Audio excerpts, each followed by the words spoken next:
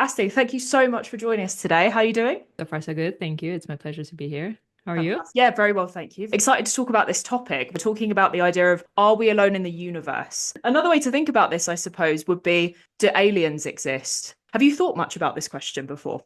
I think that's a question that comes up pretty often, to me at least. I don't know Yeah, why, honestly. But maybe because also my mom is a physics teacher, so we kind of discuss these things with her every now and cool. then. I think it'd be at least selfish and unreasonable of humans to say no, they don't exist, because we don't know. And I'm an optimist, so I like to believe things. If I haven't seen them, I give them a chance. I give everything a chance. So I think, yeah, why not? Just because we haven't been able to see them or get in contact with them doesn't mean they don't. I'm not sure about their form, like what they look like, but I think it'd be absolutely ignorant of me to say no, they don't exist. I think they do. Yeah, what do you think?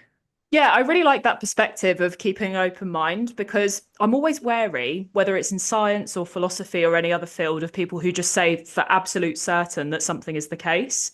I'm always a bit like, well, how do you know? Especially with something as big as this, when the evidence for this is pretty dubious. There's lots of examples of people claiming that they've seen stuff in the sky and it turns out to be a drone or it turns out to be a plane and stuff like that. But at the same time, absence of evidence isn't evidence of absence. So just because we haven't seen it, it doesn't mean it doesn't exist, in other words. When I've talked about this topic with other people, some people get a bit spooked by it and a bit scared. I was just curious at your choice of using the word optimist, because that sounds like you're quite excited at the prospect of aliens existing. So do you want to talk a little bit about why that is, like why you've got an optimistic outlook rather than a terrified one, let's say? I don't have any scientific reasons for this. I think it's just my personality. I'm just an optimist in general. As you said, I like to keep open mind. It's interesting because you said with things as vast as this, but Yeah. even with obvious things, I like to question those because our experiences are quite unique.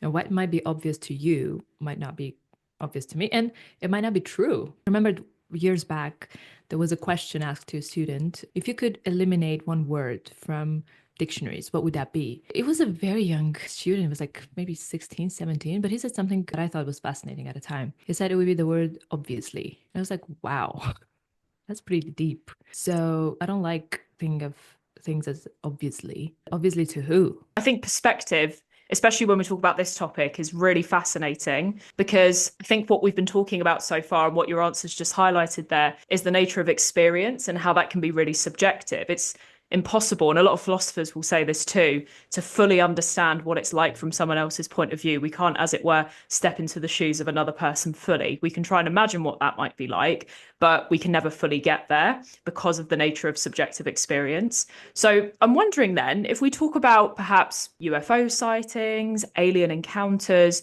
do you think that people that claim to have had those experiences, it is just a subjective thing? And even if they try and describe what that was like to someone else, we're just never going to fully understand unless we've had that same experience? That's such a great question. I haven't thought about this from this perspective, but now that you said it, I think it makes perfect sense to me. Yes, we might look at the same thing and see completely different things. Might not even see it. I might not even see it, but the other person says it probably sounds crazy, but I do believe we all have very, very unique experiences on Earth. As you said, we can try and explain things to people, but they'll never know. I think we come to Earth on different levels of consciousness. And it's hard to explain things to people who are not there yet. It's not saying they're smart or stupid. It's not about this. It's just being on different levels, having that capacity to understand. It ties into so much, like into the governance and trying to normalize things and make norms for everyone. On the other hand, the absence of this leads to anarchy and chaos. So we do need some kind of order. But I think our experiences are very unique. And as you said, yes, absolutely. UFOs might be even like visually, I think, visible to some people and not visible to the others. I think that's absolutely possible. Yes. That's such a good point. Thank you. I did not think of this from this perspective, but yes. You think about, well, if it applies to other kinds of experiences that we have, why not something like UFOs? I really like your point about how we might be on different levels of consciousness. And that doesn't mean, like you say, that other people are necessarily more intelligent than others. It's just the different levels that we're on. I find the scientific perspective on life on other planets really fascinating because the broad consensus is that there definitely is life out there, even though we've not seen it, simply because of the statistical probability. What are the odds that in a universe as vast as this, a universe that potentially we don't even know the full scope of, that's just unimaginably vast and enormous, the idea that we're the only planet with life on it is just preposterous to them. To put it in the words of a scientist, actually, she says, we're pretty convinced it's out there, it being life on other planets. And then she goes on to say it is purely a numbers game. So the reason I find that really interesting is because of the so-called Fermi paradox, which is that if it's so obvious that life is out there because the universe is so big, where are the aliens then? Like, why haven't we encountered them? To go back to this being a scientific thing, scientists are very hot on getting evidence for stuff. This approach of needing hard and fast evidence that something is the case, and yet there seems to be an absence of what scientists would call credible evidence to say that there's aliens, and yet most scientists would say that there must be. So I just wondered what your opinion was on that. If the Fermi paradox is a good paradox, really, if it's a good way of calling into question something that scientists think must be true despite the lack of evidence. I have a bit of a question about like, why is it a paradox? Because to me, yeah, there might be life. Again, I don't know why scientists are sure about this, but they probably have their own reasons. I'm not a scientist. But just because we haven't seen it doesn't mean it doesn't exist. So why is it a paradox? Paradox to me is opposites. But in this case, I don't think it's an opposite. Again, if we tie this into the perspective thing or time thing, it could be just we're not there yet. We're not there yet to encounter aliens, or then we're not ready as humanity or individually. So to me, it doesn't sound like a paradox. Because we can't be 100% sure they exist. Well, maybe we might. I don't know. I don't know how they calculate this, honestly. They might be 100% sure. Yeah. I am not 100% sure. I'm more inclined to think that they are aliens. But on the other hand, just because we haven't met them doesn't mean they don't exist. So it's not a paradox. To me, it's just a matter of maybe timing. But even if we talk about timing, is it time or is it being ready? Do we need time to be ready? Are you there yet? Is your consciousness there yet? Does it have to do with time? I think the idea that it even is a paradox is a really interesting route to go down. I guess on paper, in theory, the reason it's a paradox is because, like you said, there's a conflict for some in the idea that there's got to be aliens and yet there's a lack of evidence. But like you say, and like we've said already, absence of evidence isn't evidence of absence. I also think, like your response about timing as well, maybe we're not there on a consciousness level, maybe we're not ready to have an alien encounter, whether that be, like you say, individually or on a mass level. That's a really good response to it. When I first came across Fermi's paradox, he just casually mentioned it to his colleagues over lunch, apparently one time, where he was just like, if it's so obvious that aliens are there, where are they? And he made points like, for example, aliens should have visited Earth already. They could have colonized the Milky Way really quickly. I think he's assuming maybe too much about what aliens, first of all, would be like, and second of all, what they'd want to do. Even if aliens do exist, is it a bit arrogant of us to presume that they must want to visit us? Yeah, good point. Like, we're so important in the vast, vast, vast universe that why haven't they been to us already? And also, I guess you could say maybe they have. Some people, admittedly they're a minority, might say things like aliens have already visited us in ancient times, or even in the 20th century, some people have made that claim. So I just wondered what your thoughts were on that. I like the idea that you said they might have already visited. One question that I had in my mind was, do they have to be physical? Like, do we need to see them? In my understanding, and I believe this, we are part of zombie consciousness that manifests in different forms. Just because we have been manifested in a human form and we're visible, to me, doesn't mean that there are other forms of life. I honestly think there are a lot of things around us that we can't see, we can't perceive. So there might be, call it spirit, ghosts, or whatever, consciousness. To me, it's energies around us. And do we consider them aliens, or do they have to be exactly like living on a different planet? But even that, okay, planets, I guess we can prove that they exist, but other galaxies, other universes, how do we know they exist? I'm not saying they don't, but just theoretically, why are we thinking about this? The aliens might be among us. Just because they're not physical, they don't have to be physical for us to say, oh, that's an alien, or they don't have to look a certain way. They can be in different shapes and forms and not visible to human eye. So you know how your cat probably sees things you don't. Oh, 100%. I mean, I don't know if it's a dog, but sometimes he will just look off at something and I'm like, he's definitely looking at something that I cannot see. Yeah, we think of ourselves as the most advanced species. We are not. We're quite limited in our abilities. So there might be other species that are, more advanced, and we shouldn't be comparing ourselves. But just assuming that we are the most advanced, it's a bit arrogant of us. So yeah, I think aliens are all around us. to be honest. Do you know what? I think there's three really interesting strands that we can pick up from based on what you've just said. I think the idea that we have to be quite clear on our definitions of aliens is one of the things that's come up here. Do they have to be beings from other planets? Do they have to be physical? I really like the idea as well that there might be an overlap here between things like aliens and ghosts, and the idea that these things might be beyond our sensory perception, but that doesn't mean that they're not here. That's something that I often use as an example, actually. The example you just gave about pets and your cats in particular just kind of staring off at things. It's a well-known scientific fact that cats and dogs and other animals have sensory abilities that go way beyond what we're able to perceive. And yet the idea that they're off seeing ghosts for many scientists is laughable. So it's interesting that there's a difficulty, I think, in reconciling those concepts when it's clear that they do have sensory abilities way beyond our own. And thirdly, I really liked your point about we often assume that we're the most intelligent beings, and that in itself is pretty arrogant. This is something that the philosopher Kant argued for. I don't actually agree with a lot of Kant's ideas, but I think on this point, he makes a good point, which is that we're on the middle rung of the intelligence ladder. So if you think of intelligence as a ladder, we're firmly in the middle rather than at the bottom or the top. That's interesting because then it might be the case, like you say, that aliens have something that we don't, that we're not ready for them collectively or individually. There's lots of obstacles that might be in the way of us getting access to aliens, even if they are here, right? So, for example, like we've talked about already, maybe timing's an issue. You know, we'd need to exist at the same time as an alien civilization. Maybe we already have, maybe we will in the future, which is a really exciting, interesting idea. If you think about it from a more concrete scientific point of view, there might be a physical obstacle in the sense that if aliens do exist, they're probably really far away. They might even be in a different universe if we go by the multiverse idea. Physical mass can't travel at the speed of light, only radio waves can. So if they are physical beings, that's a bit of a barrier to getting to us because it's just too far away. And again, even if they could, maybe they don't want to see us. I just think there's a lot of arrogant presumptions that people make when they think about aliens. Do you think that we think of aliens as being almost too similar to us? Like we've got too narrow a definition of them? Yeah. Yeah, but I think it's really human. It's in our nature. The main obstacle to me in not being able to see them is, I'm going to say something that I might regret later, but I think it's actually human brain. Because I think scientists are using their brain to try to understand things. I don't think that's the right path to go down. I think if we want to understand life and perceive as much as we can, we have to, I'm going to sound very romantic, but we have to open our heart.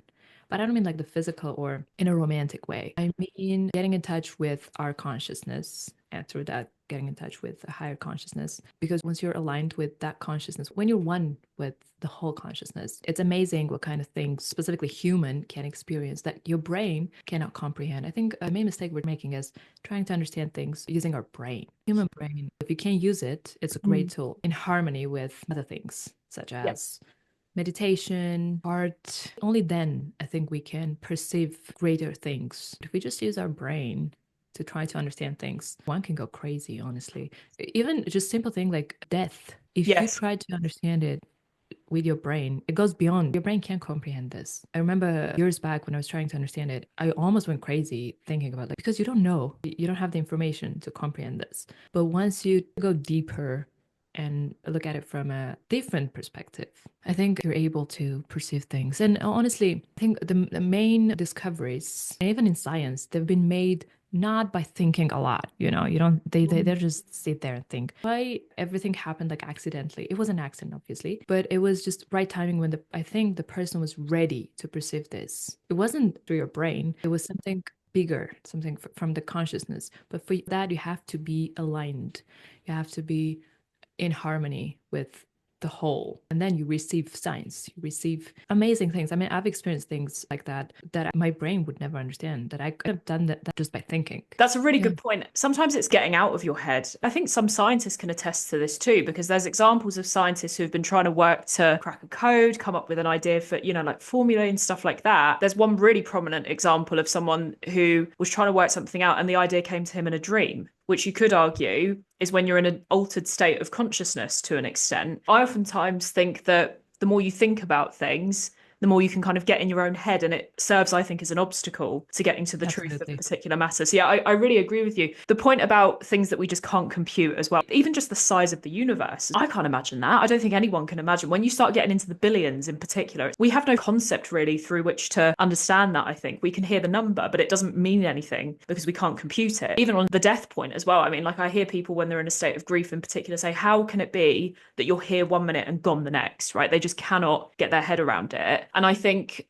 maybe it is the same with aliens because we've got this idea in our head, probably from Hollywood, I think as well. If you see movies like E.T., we kind of think that aliens have to look like that, like these big kind of bug-eyed Yeah. creatures. But maybe it's something altogether different. Maybe they're more akin to spiritual beings. It might be much simpler. It might just be the existence of bacteria on other planets, perhaps. And that's enough to say that technically alien life exists if we define alien life as anything that's not on Earth. Based on your opinion there about how the brain can just be something of an obstacle, let's say, to understanding things like alien existence. How do we get around that? Have you got any ideas as to how we can tap into that higher level of consciousness, maybe so that we can get on a level where we might be able to start to understand this? First thing is meditation, obviously. Meditate as much as you can. I believe that consciousness and the consciousness that we have is the same, and it's a good one. You have to be aligned with the whole thing. And the way you get aligned is by following your heart, doing things you like, because I don't think we're here to suffer. I don't think we're here to learn a lesson in a bad way. I honestly think we're here to enjoy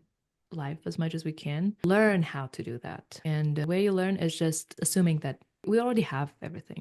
It's a bit similar to if we don't see it, it doesn't exist. But just assuming we already have everything and just manifesting it. We ourselves are manifestation of the consciousness. Mm-hmm. We have the full ability to manifest anything. And then the next question is, how do you manifest? You just manifest by already acting as you have, what you need, what you want. So just doing things that you like. If I were to put it in a simple sentence, just doing things that you like that are in line with your essence, that bring you joy. That's the way to get in sync with the higher consciousness, because it's a good one. It doesn't want to punish you. You're part of it. You know, when they say to be in a state of flow, how do you get in a state of flow is by doing things you like inertia, and it takes you. You start small and then the inertia takes you. It's hard, a lot of doubts. Life has its own ways with us, but I think it's quite possible, and it takes practice, but it is plausible. That's the way you get in sync. And then once you're in sync, things just happen. You don't have to think about this. You don't have to do actions as such, hardcore actions. Your action is to be happy, to open your heart, and just trust. Trust yourself. And through that, you're also trusting the whole thing. That's where I am in life at this point. My perceptions might change. I've experienced things before through this. So I'm not just saying it because I've heard it somewhere, I've read it somewhere. I have experience. You always go back and forth, you know. As I said, life has ways with you. Sometimes you get into the doubt phase, but ultimately you remember, once you have this tool and you know this, it's a great tool to have. The faith that you have is so important. Most important thing. I like scientists. I have nothing against science or anything, but I think they can combine this with, now in Western world, it's for some reason called alternative or non-traditional approaches. If they can be open to that and then combine this, I think that humanity can achieve so much. If we use brain and that, our ability as humans, our heart, the consciousness that we are, we can achieve unimaginable things, rather than just trying to explain things with our brain. I really like that approach. It's meeting in the middle in a way, isn't it? Because you're using all of the wonderful, amazing things that scientists have discovered, using all of the various things they've developed and the tools and stuff like that to understand other planets. But at the same time, it's that open-mindedness, and that comes from taking a slightly different approach or alternative, when actually it probably should be something we're all embracing. And then perhaps if we do get onto that level collectively, maybe then the aliens will be ready to meet us. Who knows? Yes. As we get toward the end, I just wondered if there was any other final thoughts that you'd like to share on this particular topic. Yes. The question that I've been thinking about this when I was getting ready.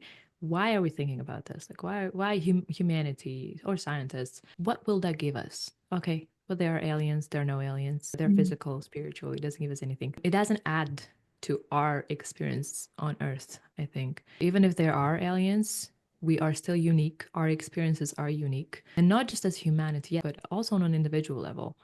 Our experiences are very unique. Honestly, knowing that there are aliens or even seeing them and trying to understand, we just said that we will never be able to understand who they are, what they are, because we're not them. We live in our body, not just as humanity, but our specific, I'm in my body, you're in your body, and it's a completely different experience. So I think it'd be better if scientists tried to just look inwards, not into themselves, but as humanity, like try to think how we can help people individually to be as happy as they can, to be as accomplished as they can, to unlock the full potential the humans can have, rather than trying to find an alien. What will it give us ultimately? I really like that, to end on the note of what utility does it provide for us, if any, if we were to discover that aliens do or don't exist. And I think this idea that even if they do, it doesn't take away from the value that we have in the universe, right? Even if there's an abundance of life on other planets or in other universes, galaxies, whatever, we are still unique human beings and we still need to treat ourselves as perhaps inherently valuable, worthwhile. Really lovely note to end on. Well, thank you so much for joining. It's been a pleasure to talk through this with you and yeah, look at all the various different avenues through which you can understand this. So thank you so much and hopefully get you back on sometime to talk about a myriad of other topics that be of interest. Thank you so much. Love that.